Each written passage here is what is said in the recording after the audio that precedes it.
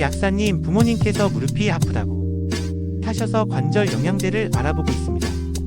가장 유명한 게 글루코사민인 것 같은데 어떤 사람들은 효과가 전혀 없다고 하고 어떤 사람들은 좋다고 합니다. 도대체 누구 말이 맞는 건가요?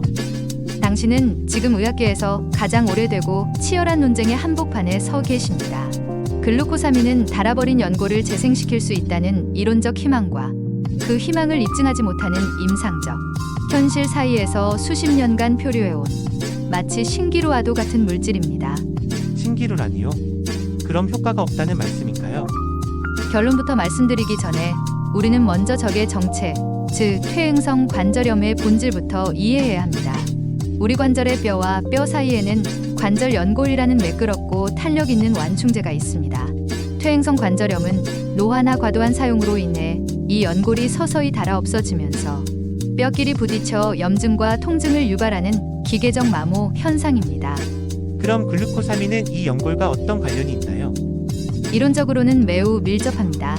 연골의 핵심 구성 물질 중 하나가 바로 프로테오글리칸이라는 복합체인데 글루코사민은 이 프로테오글리칸을 만드는 데 필요한 가장 기본적인 벽돌 중 하나입니다. 이론상으로는 닳아버린 성벽을 보수하기 위해 외부에서 벽돌 글루코사민을 공급해주는 것이니 매우 합리적으로 들리죠? 그런데 왜 논란이 되는 거죠? 문제는 그 외부에서 공급된 벽돌이 과연 무너진 성벽까지 무사히 운송되어 실제 보수 공사에 사용되는가에 대한 증거가 부족하기 때문입니다. 우리가 섭취한 글루코사민은 위장에서 소화, 흡수된 후 간을 거쳐 혈액을 타고 온몸으로 퍼집니다. 이 과정에서 과연 유의미한 양이 혈관도 없는 관절 연골까지 도달하여 연골세포에 의해 새로운 연골로 합성될 수 있는가? 바로 이 지점에서 수많은 연구들이 서로 엇갈리는 결과를 내놓고 있는 것입니다. 그럼 글루코사민과 함께 자주 언급되는 콘드로이친이나 MSM은 어떤 성분인가요?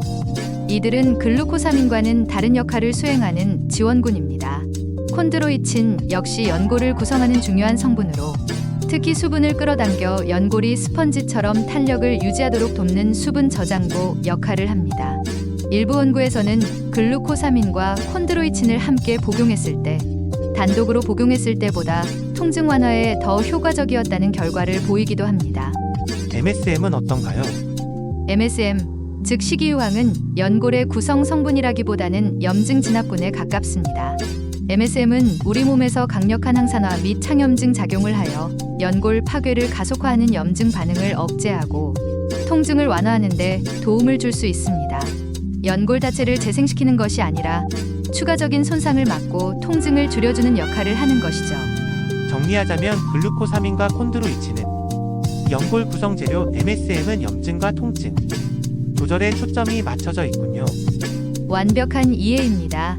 글루코사민은 벽돌, 콘드로이친은 시멘트와 물, 그리고 MSM은 화재 진압 및 추가 붕괴, 방지를 담당하는 역할로 비유할 수 있습니다. 그래서 최근에는 이 세 가지 성분을 함께 배합하여 연골의 구성과 보호, 통증 완화라는 다각적인 접근을 시도하는 제품들이 많이 나오고 있습니다. 그럼 어떤 제품을 선택해야 할까요? 가장 중요한 것은 이 성분들이 이미 심하게 손상된 연골을 드라마틱하게 재생시키는 약이 아니라는 사실을 명확히 인지하는 것입니다. 이들은 어디까지나 관절 건강을 보조하고 통증을 완화하며 질병의 진행 속도를 늦추는 데 도움을 줄 수 있는 보조 요법입니다. 그럼에도 선택을 해야 한다면 어떤 기준을 가져야 할까요? 만약 초기 단계의 불편함이나 예방이 목적이라면 세 가지 성분이 복합된 제품을 꾸준히 섭취하며 경과를 지켜보는 것이 합리적인 접근일 수 있습니다. 하지만 이미 통증이 심하고 활동에 제약이 있다면 영양제에만 의존할 것이 아니라 반드시 정형외과 진료를 통해 소염진 통제나 주사, 요법 등 보다 적극적인 의학적 치료를 병행해야 합니다. 결국 막연한 재생의 환상보다는 현실적인 통증 관리와 악화, 방지라는 목표를 가지고 과학적으로 접근해야 하는군요. 정확합니다. 당신의 관절은 기계와 같습니다.